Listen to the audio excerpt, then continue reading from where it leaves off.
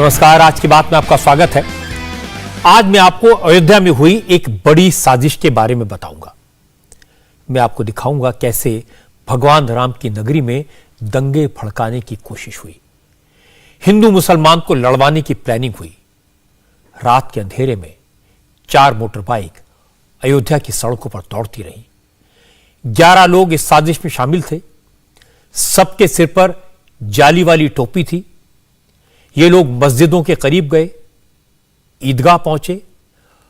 अयोध्या की पवित्र नगरी में सूरज उगने से पहले मस्जिदों और ईदगाह के सामने मांस के टुकड़े फेंके, इस्लाम के खिलाफ नारे लिखकर पर्चे फेंके, पवित्र ग्रंथों को फाड़कर उनके टुकड़े वहां फेंके।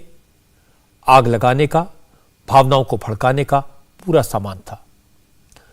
मकसद तो यह था कि जब सूरज निकले तो ये सारी चीजें देखकर मुसलमान भड़ककर सड़कों पर निकले, अयोध्या में दंगे भड़क जाएं और सरयू का पानी लाल हो जाए। लेकिन पुलिस को ऐन वक्त पर खबर लग गई। सारा प्लान फेल कर दिया गया। पुलिस ने, प्रशासन ने खामोशी के साथ काम किया, मौलानाओं को समझाया, लोग मस्जिदों में पहुंचते इससे पहले वहां सफाई करवाई, किसी को कानो कान खबर नहीं होने दी गई। अयोध्या में दंगा भड़काने की बहुत बड़ी साजिश को उत्तर प्रदेश की पुलिस ने नाकाम कर दिया। 48 घंटे के भीतर दंगे की साजिश रचने वाले, उसे अंजाम तक पहुंचाने वालों की कोशिश करने वालों की पहचान कर ली गई। इनमें से 7 को जेल भेज दिया गया और इन अपराधियों पर एनएसए लगा दिया गया। इस साजिश के पीछे जो चेहरे सामने आए, इनके जो डिटेल पुलिस ने दी, वो हैरान करने वाली हैं, परेशान करने वाली हैं। जाली टोपी लगाकर मुसलमान जैसे दिखने वाले ये सारे साजिश करने वाले हिंदू निकले। इनके नाम आप सुनेंगे तो आप भी चौंक जाएंगे। गनीमत रही कि पुलिस ने सिर्फ 40 घंटे में गुनहगारों को पकड़कर सलाखों के पीछे पहुंचा दिया। पुलिस अपराधियों तक कैसे पहुंची और दंगा फैलाने की साजिश करने वालों ने क्या बताया, उन्होंने इतनी खतरनाक साजिश क्यों रची, हिंदू होकर अयोध्या को बदनाम करने का, आग में झोंकने का प्लान क्यों बनाया, पुलिस इन अपराधियों तक कैसे पहुंची और दंगा फैलाने की साजिश को कैसे नाकाम किया, हमारे रिपोर्टर्स ने इस पूरे मामले की तहकीकात की। मैं आपको पुलिस की बात सुनवाऊंगा, इन आरोपियों ने जो पाप किया उसकी तस्वीरें दिखाऊंगा, उनकी बात भी सुनवाऊंगा। सबसे पहले आपको दिखाता हूं कि अयोध्या में हुआ क्या था, साजिश कितनी खतरनाक थी और इसे समझना और जानना क्यों जरूरी है। ये जो तस्वीरें आप देख रहे हैं अयोध्या की नगरी की हैं। मंगलवार की सुबह सूरज उगने से पहले की रात की हैं। मंगलवार की रात बाइक पर सवार ये लोग शहर में आग लगाने का सामान बिखरने के लिए निकले थे। इन लोगों ने एक ईदगाह, 2 मस्जिदों और घोसियाना इलाके की एक सड़क पर बनी मजार के पास, यानी कुल मिलाकर 4 जगहों पर मांस के टुकड़े फेंके।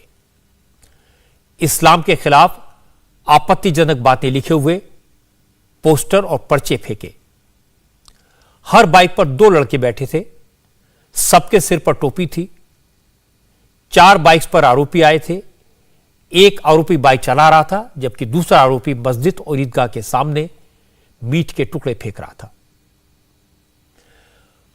घटना 24 और 27 अप्रैल की दरमियानी रात की है। मंगलवार की रात करीब 2:20 पर 4 मोटर बाइक्स पर ये 8 लड़के अयोध्या की सड़कों पर निकले।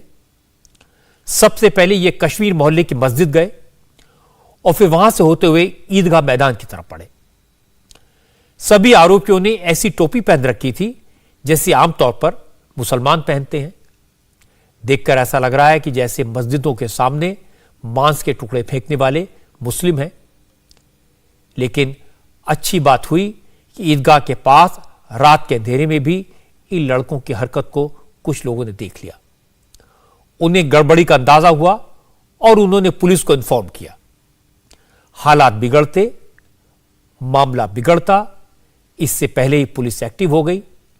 प्रशासन ने जांच शुरू करने के साथ सबसे पहले उन चीजों को वहां से हटाया जिनके कारण लोगों की भावनाएं भड़क सकती थी। पुलिस ने मस्जिदों और ईदगाह पर फायर ब्रिगेड की गाड़ियां भेजी। पुलिस ने इंक्वायरी की और फायर ब्रिगेड मस्जिदों और ईदगाह की सफाई में लगा। फायर ब्रिगेड के वाटर टैंकर से पूरी ईदगाह की सफाई की गई। मस्जिदों और ईदगाह से जुड़े लोगों ने भी कोऑपरेट किया, बात को दबाकर रखा और शांति से आग लगाने के लिए चिंगारी को बुझा दिया।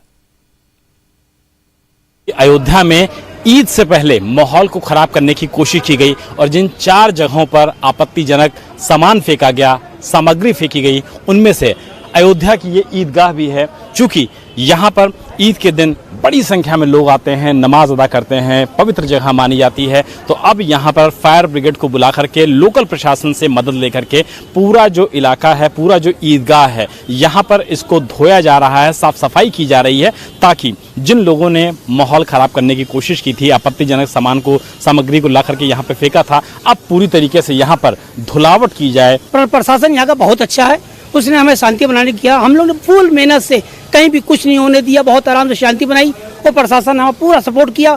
ये हमारे मशीन भेजा धुलाई के लिए मस्जिदों में, यहाँ मतलब टोटल प्रशासन ने हमारे साथ सपोर्ट किया है। शहर में बिल्कुल अमन है, कहीं पे कोई कुछ भी होने नहीं दिया, शहर में अमन बरकरार है और आगे हम लोग खुश है कि प्रशासन ने मेरा साथ दिया। मस्जिद की धुलाई चल रही है जो कभी इससे पहले हुई नहीं, अब की साहब ने भेजा, करवा रहे हैं बाकी, और हर जगह भी सारी फोर्स बाहर लगी है, टाटा पे फोर्स लगी हुई है। ऐसी कोई बात नहीं, जैसे नॉर्मल था उससे अच्छा और नॉर्मल है, बिल्कुल शांति है। सीसीटीवी जो आप लोगों ने देखा है, किसी को आप लोग पहचान रहे हैं क्या? ये रात का मामला था, सही साफ नहीं आ रहा, सिर्फ इतने लगा कि जैसे कि लोग ड्रामा भी कर सकते हैं, फाल्स रूप में टोपी लगा के और बन जाता कि अच्छा किए।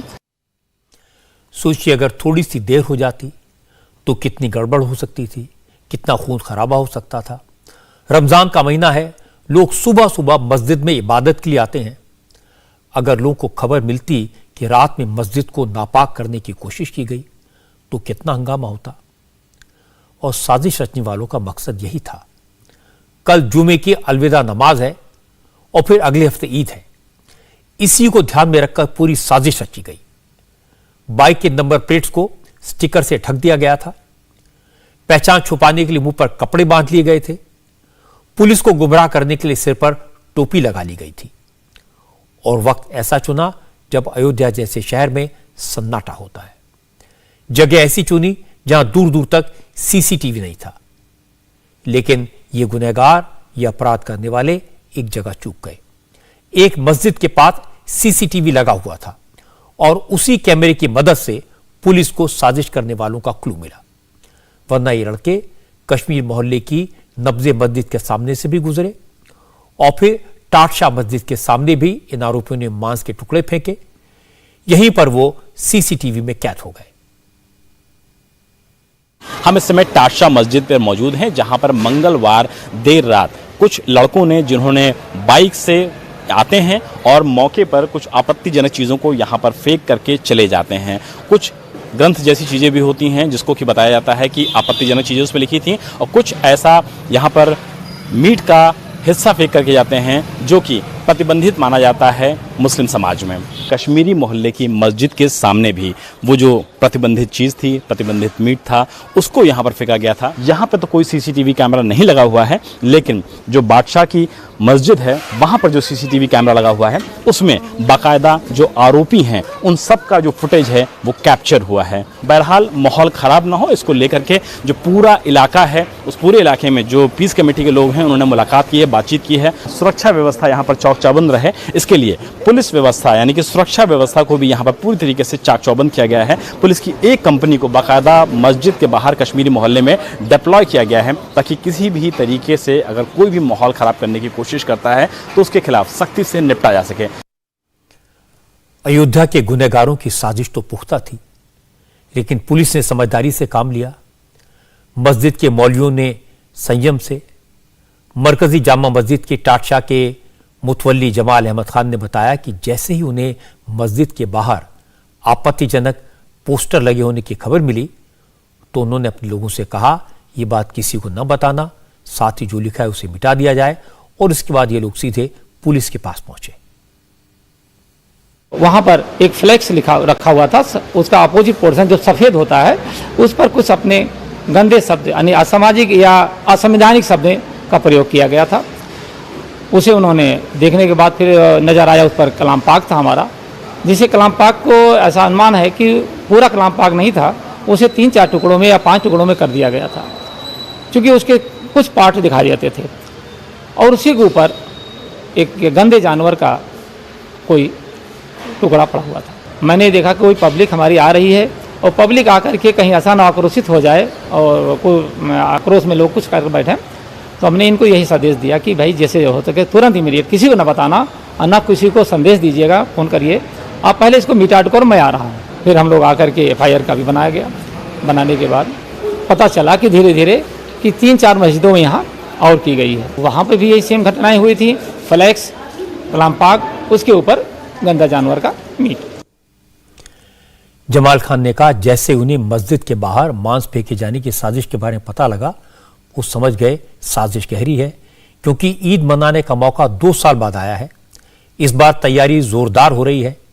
अगर इस बार ईद के त्योहार में खलल पड़ता, लोगों को गुस्सा भी बहुत ज्यादा होता। शायद इसीलिए भड़काने के लिए इस तरह की हरकत की गई। साजिश का मेन उद्देश्य है 3 साल बाद जब ये हमारा ईद का पर्व आ रहा है तो ये होता है ताकि लोग ये आक्रोशित हो जाएंगे, सड़क उतर आएंगे, तो ऐसे में फिर लॉ एंड ऑर्डर मामला आएगा। तो लॉ एंड ऑर्डर जब फेलोर होगा, बाई चांस मान लीजिए हमारी आवाम नहीं मान रही, कंट्रोल कर पा रहे हैं हम लोग नहीं मान रहे, तो प्रशासन क्या करेगा? फिर प्रशासन लाठी चलाएगा, समझाएगा बुझाएगा, नहीं मानेंगे तो करेंगे, तो उससे हम घायल होंगे और फिर हमारी जो ईद होगी वो बाधित हो जाएगी, ढंग से संपन्न नहीं हो जाएगा। तो हम लोगों ने मेन उद्देश्य रात में ही प्लानिंग कर लिया, लोगों को ऑर्गेनाइज करके बिना फ़ोन के कि कोई बात फैलने ना पाए, और लोगों को फिर सब कुछ मोटिवेट किया गया। उसका रिजल्ट बहुत अच्छा रहा। यह राहत की बात है कि मस्जिद से जुड़े लोगों ने, बुजुर्गों ने संयम बरता, लेकिन पुलिस के लिए इस केस को सॉल्व करना आसान नहीं था। कोई क्लू नहीं था, यह भी नहीं पता था इस तरह की हरकत करने वाले कौन है, हिंदू हैं या मुसलमान हैं। इसके बाद भी पुलिस ने जिस तरह से 40 घंटे में पूरी साजिश का पता लगाया, आरोपियों को तक पहुंच गई और आरोपियों ने गुनाह कबूल कर लिया, पुलिस की यह काम काबिल तारीफ है। हैरानी की बात है कि पुलिस ने जिन लोगों को पकड़ा है वो सब के सब हिंदू हैं। ये सब के सब टोपी लगाकर मंगलवार की रात को अयोध्या की मस्जिदों के बाहर मांस के टुकड़े फेंक रहे थे। साजिश में कुल 11 लोग शामिल पाए गए। इनमें से 7 को पुलिस ने अरेस्ट कर लिया है, 4 अभी भी भागे हुए हैं, उनकी पहचान हो चुकी है और उम्मीद तो यह है कि कुछ ही घंटों में वो भी पकड़ लिए जाएंगे।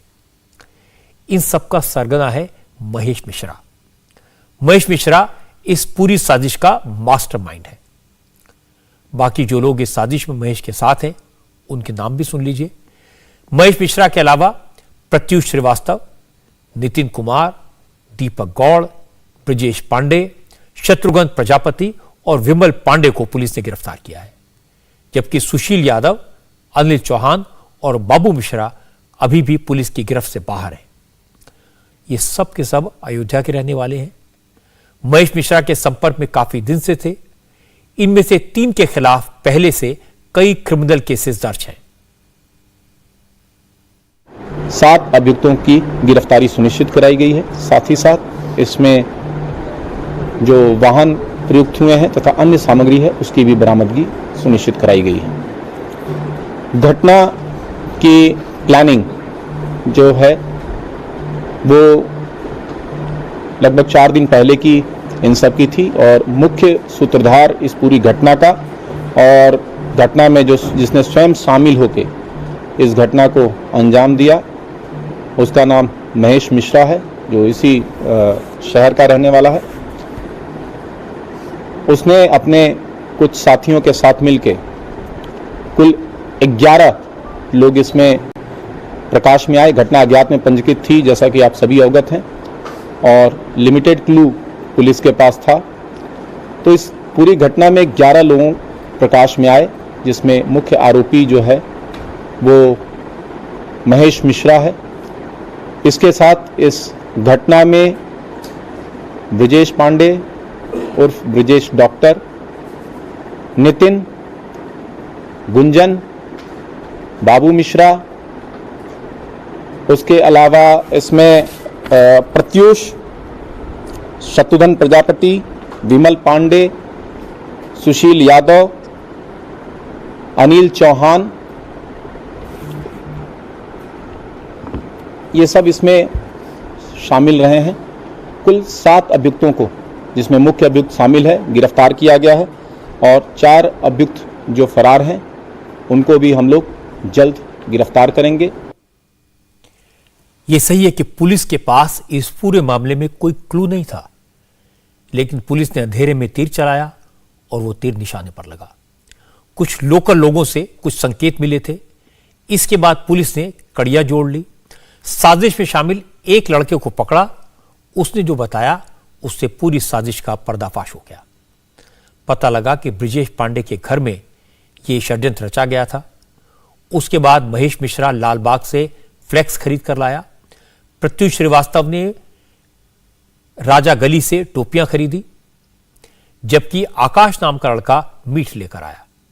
इसके बाद 26 अप्रैल को रात 10 बजे ये सारे लड़के वर्मा ढाबा पर मिले। वहां से सारे लोग ब्रिजेश पांडे के फ्लैट पर पहुंचे और वहां पर महेश मिश्रा और प्रत्युष श्रीवास्तव ने इस्लाम के खिलाफ गलत बातें लिखी और इसके बाद दंगे का सामान बिखेरने के लिए अयोध्या की सड़कों पर निकले। आरोपियों ने पुलिस को बताया कि चूंकि बेनीगंज तिराहे पर उन्हें पुलिस की वैन दिखी, इसलिए वो बेनीगंज मस्जिद के बाहर मीट नहीं फेंक सके। लेकिन इसके बाद उन्होंने 4 जगह मांस फेंका और वापस ब्रिजेश पांडे के घर पर गए। वहां से वो अपने अपने घर चले गए। इन आरोपियों का कहना है कि यह साजिश 4 दिन में रची गई। ये सब जानने के बाद अब यह समझ में कोई दिक्कत नहीं है कि साजिश का मकसद क्या था। पुलिस ने भी कहा कि लोग माहौल खराब करना चाहते थे, ईद से पहले तनाव करना चाहते थे। पुलिस का दावा है कि हनुमान जयंती के मौके पर दिल्ली में जहांगीरपुर में जिस तरह का दंगा हुआ था, उससे महेश मिश्रा नाराज था, इसलिए उसने अयोध्या में दंगे की साजिश रची। एसएसपी ने यह कहा कि यह आरोपी किसी राजनीतिक दल से नहीं जुड़े हैं। इनका पूरा उद्देश्य माहौल को बिगाड़ने का था और जिससे कि यहाँ की अमन चैन की जो संस्कृति है इस जगह की, उसको प्रभावित किया जाए।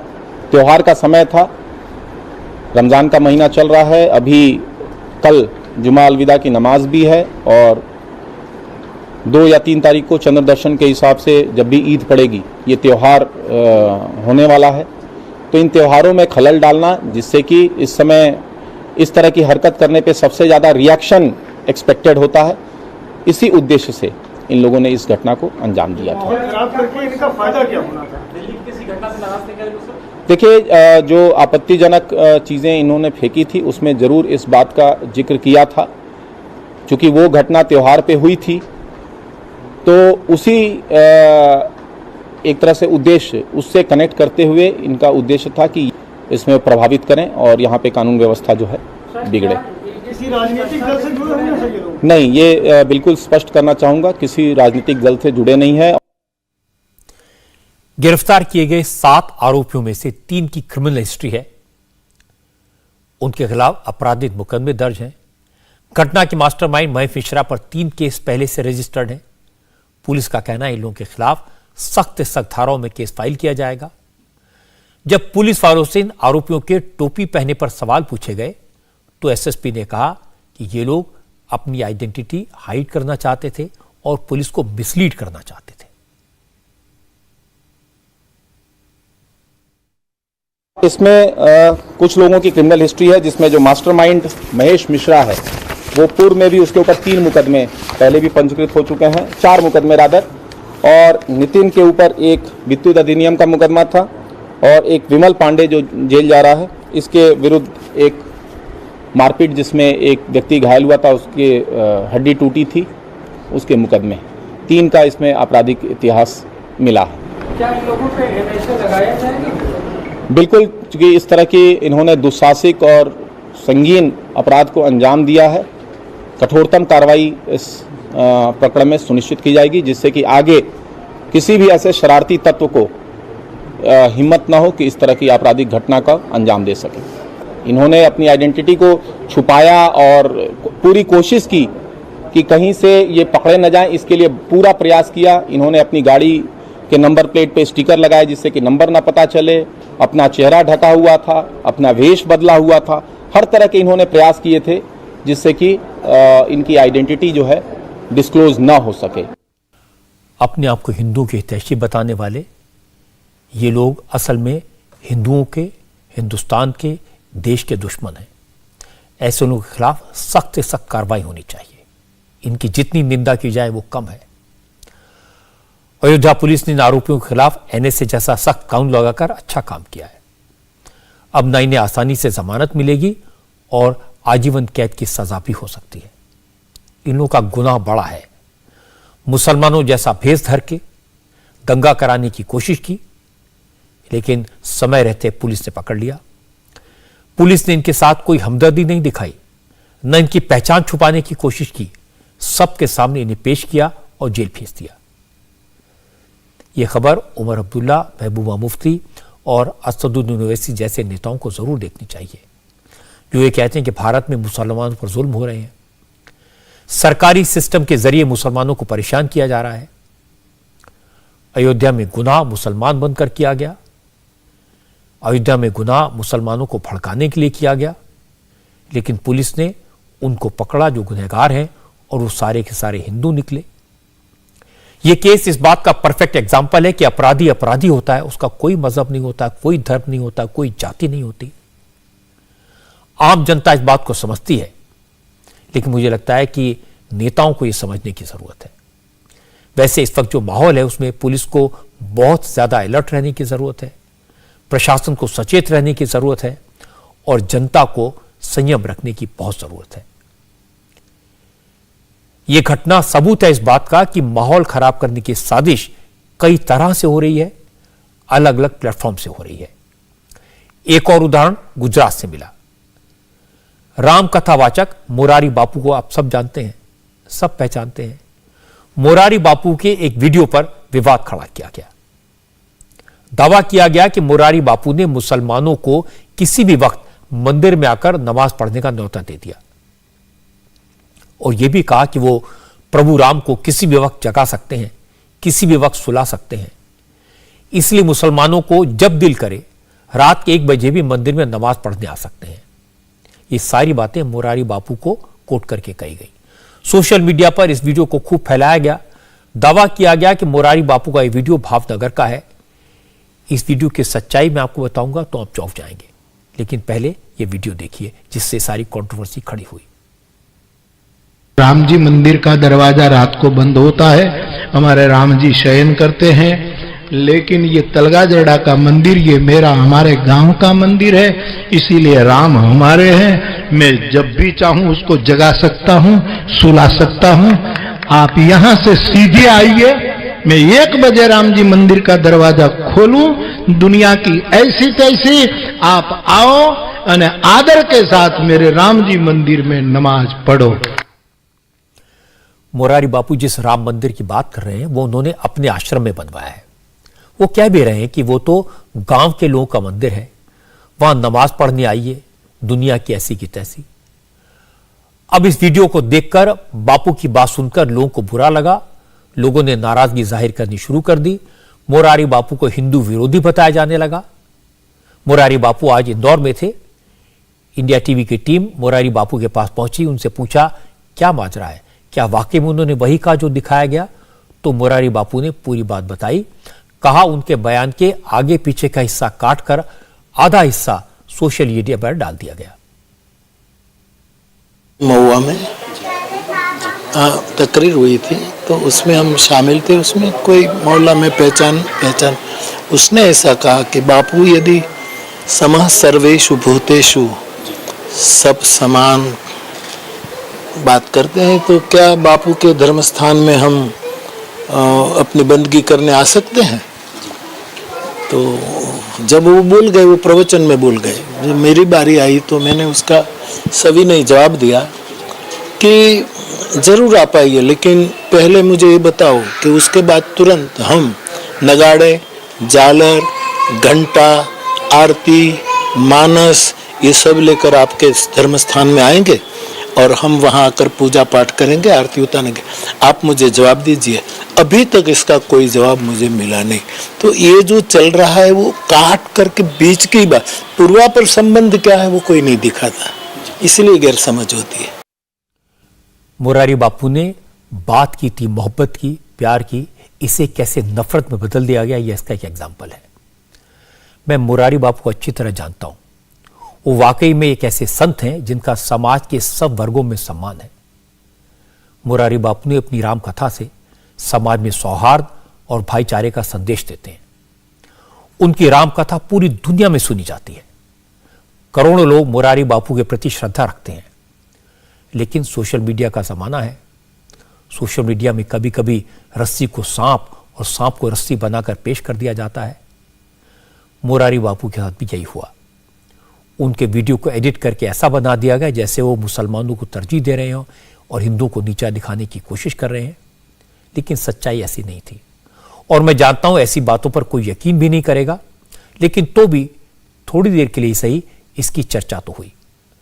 कौन यकीन करेगा कि मुरारी बापू प्रभु राम का अनादर कर सकते हैं, क्योंकि उन्होंने अब तो अपना पूरा जीवन भगवान राम के लिए समर्पित किया है। इसलिए सोशल मीडिया पर जो कुछ दिखाई दे, जो कुछ सुनाई दे, उस पर आंख मूंद कर कभी भरोसा नहीं करना चाहिए। आज महाराष्ट्र के धुले जिले से भी परेशान करने वाली खबर आई। धुले में पुलिस ने एक गाड़ी से 89 तलवारें बरामद की। ये हथियार राजस्थान के चित्तौड़गढ़ से लाए गए थे और इन्हें महाराष्ट्र के जालना तक पहुंचाना था। पुलिस के मुखबिर को खबर मिली और हथियारों का यह बड़ा जखीरा पकड़ लिया गया। हथियारों के साथ 4 आरोपियों को भी अरेस्ट किया गया है। पुलिस ने चारों के खिलाफ आईपीसी और आर्म्स एक्ट के तहत केस दर्ज किया है। लेकिन आरोपियों की आइडेंटिटी अभी पुलिस ने रिवील नहीं की है। पुलिस ये पता नहीं लगा पाई है कि हथियार क्यों लाए जा रहे थे और किसने मंगवाए थे। असल में धुले में बड़ी संख्या में हथियारों की बरामदगी महाराष्ट्र पुलिस के लिए टेंशन की बात है, क्योंकि हथियार जालना भेजे जा रहे थे और जालना से कुछ ही किलोमीटर दूर औरंगाबाद में 3 दिन बाद 1 मई को राज ठाकरे की रैली होनी है। इसीलिए पुलिस अब इस एंगल से भी जांच कर रही है कि कहीं हथियार राज ठाकरे की रैली के वक्त गड़बड़ी फैलाने के इरादे से तो नहीं भेजे जा रहे थे। हालांकि इससे राज ठाकरे के प्लान पर, उनके तेवर पर कोई असर नहीं हुआ। राज ठाकरे पूरी तैयारी में लगे हैं। आज उन्होंने योगी आदित्यनाथ का नाम लेकर उद्धव ठाकरे को चिढ़ाने की कोशिश की। राज ठाकरे ने ट्वीट किया कि यूपी में धार्मिक स्थानों और खासतौर पर मस्जिदों से लाउडस्पीकर हटवाने के लिए मैं खुले दिल से योगी सरकार का अभिवादन करता हूं और उनके प्रति आभार व्यक्त करता हूं।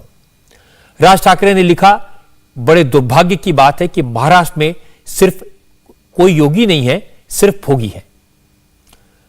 राज ठाकरे ने लिखा, मैं प्रार्थना करता हूं कि महाराष्ट्र का भला हो। असल में राज ठाकरे महाराष्ट्र में मस्जिदों से लाउडस्पीकर हटवाने की मांग काफी समय से कर रहे हैं। उन्होंने कहा है कि अगर 3 मई तक सभी मस्जिदों से लाउडस्पीकर नहीं हटे तो उनकी पार्टी के लोग मस्जिदों के सामने हनुमान चालीसा पढ़ेंगे, और वो भी लाउडस्पीकर लगाकर। क्योंकि यूपी में बड़ी खामोशी से मंदिरों और मस्जिदों से लाउडस्पीकर हट गए हैं या फिर उनका शोर कम कर दिया गया है। लेकिन महाराष्ट्र सरकार अब तक सिर्फ गाइडलाइंस जारी करने की बात कह रही है। इसीलिए आज राज ठाकरे ने योगी आदित्यनाथ की तारीफ की और उद्धव ठाकरे को भोगी बता दिया।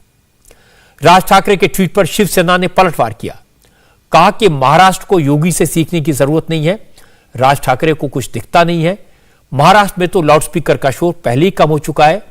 योगी आदित्यनाथ महाराष्ट्र की सरकार को फॉलो कर रहे हैं।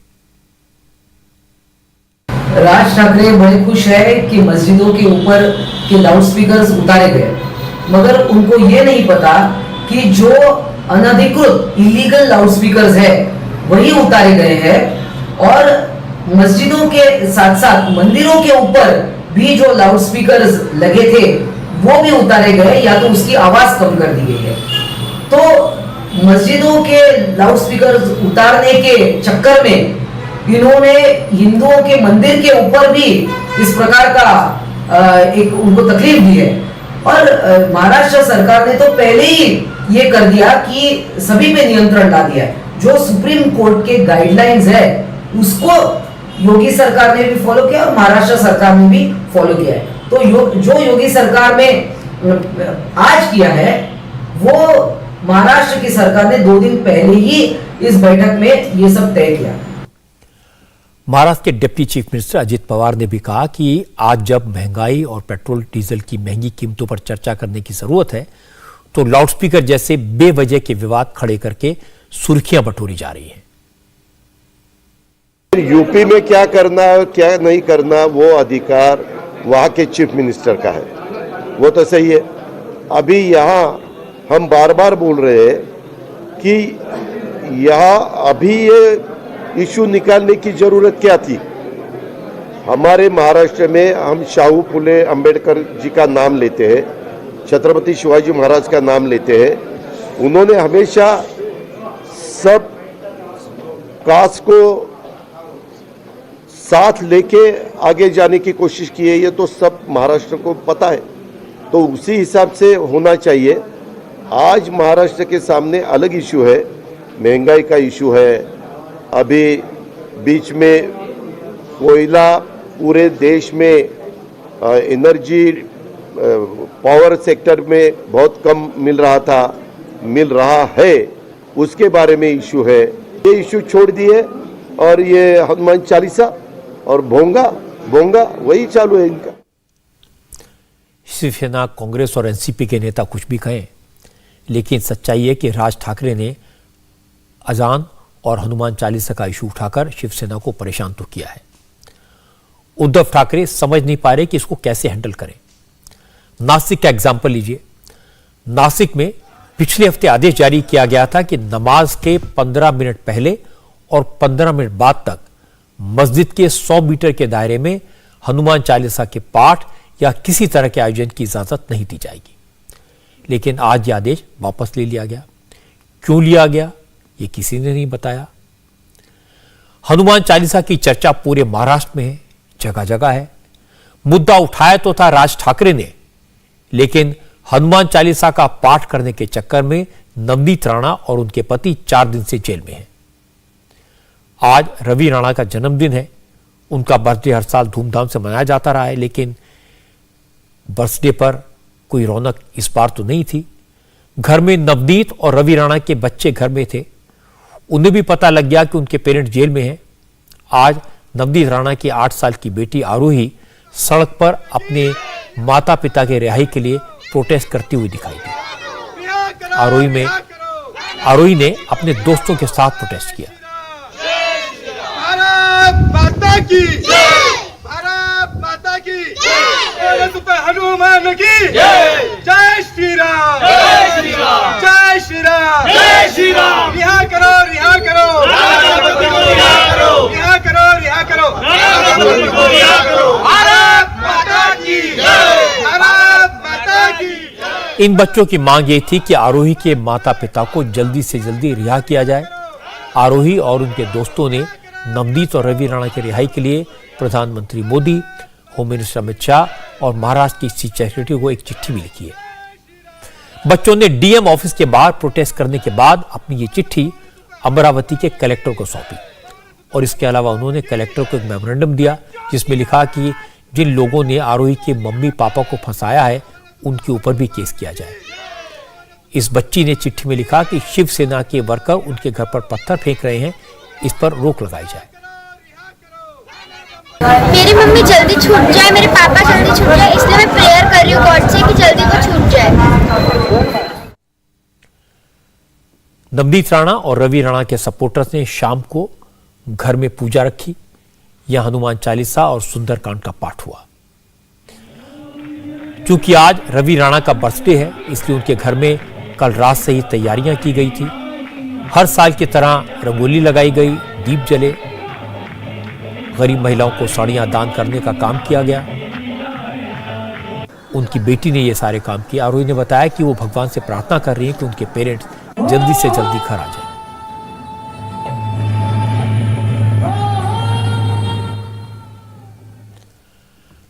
नवनीत राणा की बच्ची की आरोही अपील थोड़ी भावुक है, लेकिन अदालत भावनाएं नहीं देखती। कानून देखती है, सबूत देखती है। नवनीत राणा और रवि राणा की जमानत की याचिका पर कल सुनवाई होगी। हालांकि कल उन्हें जमानत मिलेगी इसकी उम्मीद कम है, क्योंकि कल मुंबई पुलिस बेल पिटीशन पर अपना जवाब फाइल करेगी और इसके बाद हो सकता है अदालत केस की सुनवाई के लिए अगली तारीख दे दे। दिल्ली में आजकल हर रोज एंटी एनक्रोचमेंट ड्राइव की चर्चा होती है। मैं आपको दिखाता हूं कि साउथ दिल्ली में एमसीडी के एंटी एनक्रोचमेंट ड्राइव का असर कैसे दिखाई दिया। आज शाहीन बाग में ये ड्राइव शुरू होता, इससे पहले लोगों ने खुद ही सरकारी जमीन को खाली करना शुरू कर दिया। साउथ एमसीडी के मेयर मुकेश सूर्यन ने पिछले हफ्ते कहा था कि वो शाहीन बाग, जसोला विहार, सरिता विहार और जामिया नगर जैसे इलाकों में अतिक्रमण हटाने का अभियान चलाएंगे। बुलडोजर से एनक्रोचमेंट को हटाया जाएगा। शाहीन बाग में पुलिस और एमसीडी के कर्मचारियों ने दुकानदारों को चेतावनी दी थी कि अगर 2 दिन में सड़क से कब्जा नहीं हटा, दुकानों का सामान नहीं हटा, तो बुलडोजर चलेगा और फिर जो नुकसान होगा उसके लिए एनक्रोचमेंट करने वाले ही जिम्मेदार होंगे। इस चेतावनी का असर हुआ। शाहीन बाग में आज सुबह से दुकानदारों ने सड़क पर जो कब्जा किया हुआ था, जो एनक्रोचमेंट था, उसे हटाना शुरू किया। दुकानदारों ने खुद ही अपना सामान सड़क से समेट लिया और जिस वक्त एनक्रोचमेंट हटाने के लिए दस्ता वहां पहुंचा तो सड़क का एक बड़ा हिस्सा वहां के लोगों ने खुद ही साफ कर दिया था।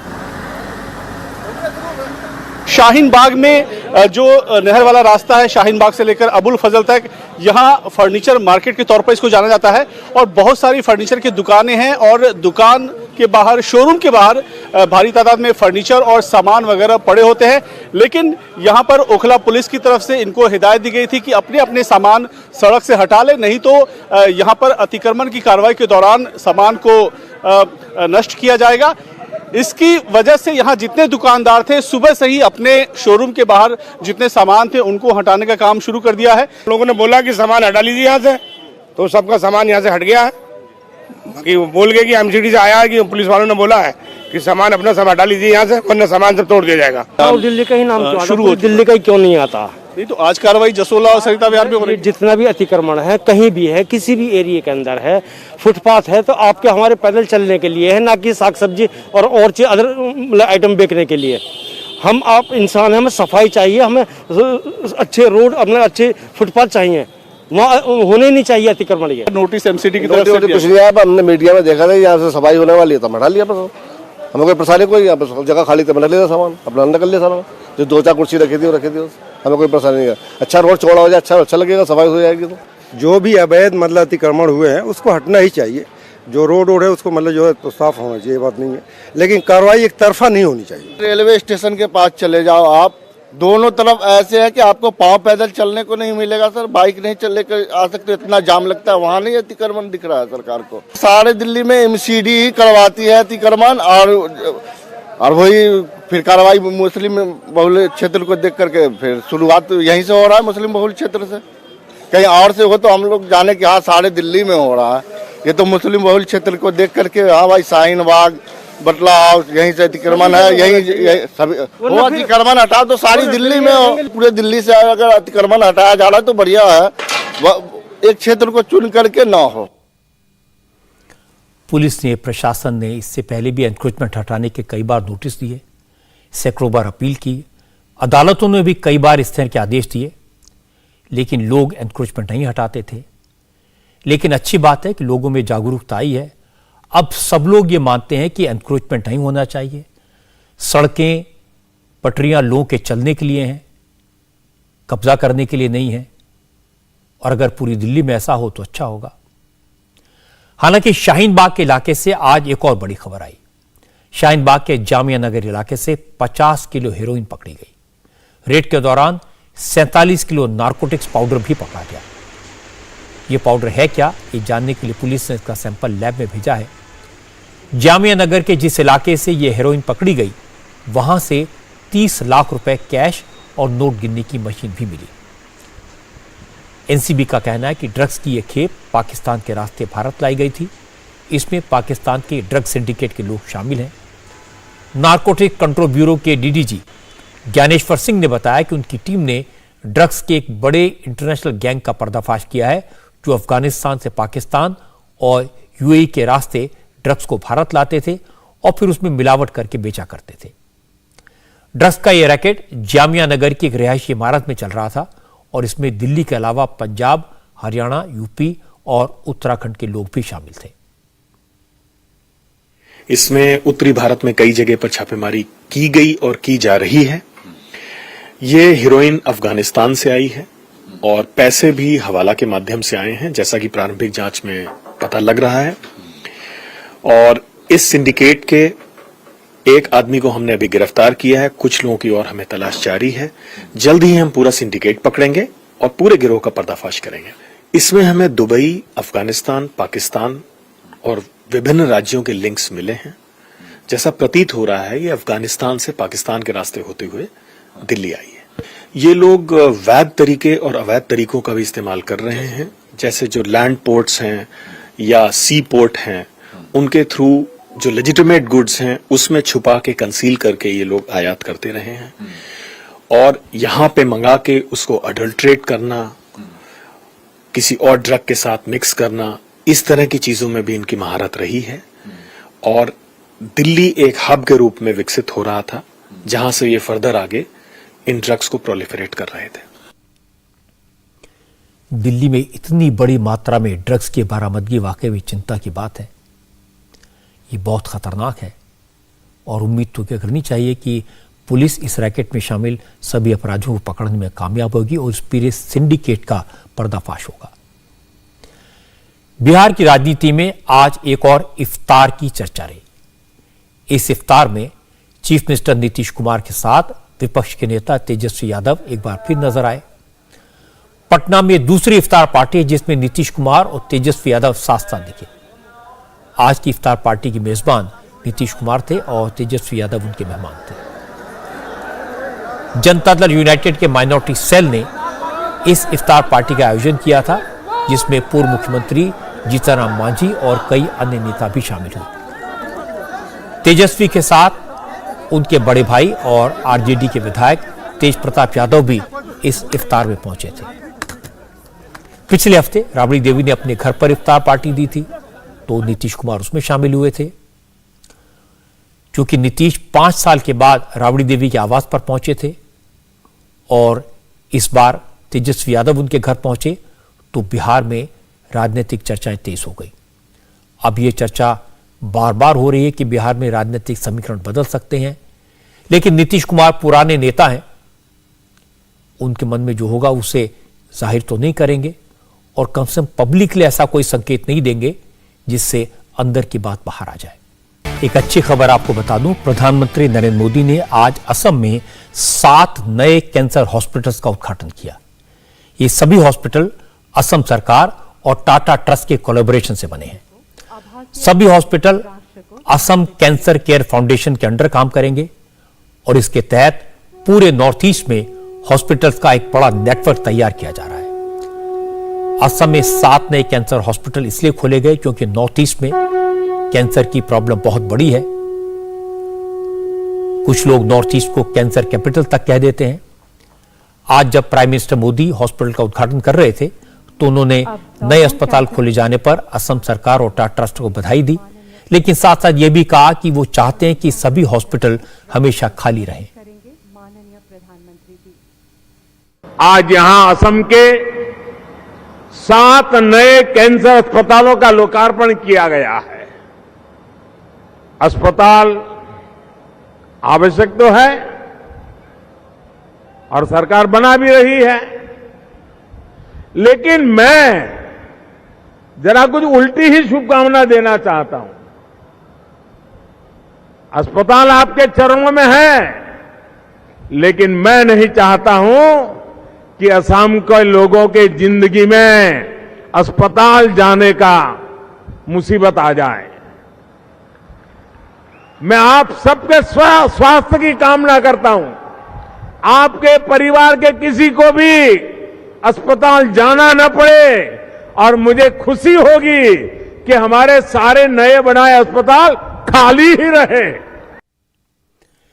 इस मौके पर रतन टाटा वहां मौजूद थे। नरेंद्र मोदी ने रतन टाटा के हाथ से ही हॉस्पिटल का उद्घाटन करवाया और इसके बाद रतन टाटा ने अपनी बात हिंदी में कहने की कोशिश की। हालांकि शुरू में उन्होंने क्लियर किया था कि उनकी हिंदी कमजोर है, लेकिन तो भी वो हिंदी बोलने की लालसा को रोक नहीं पाए। असम का बहुत इम्पोर्टेंट दिन है।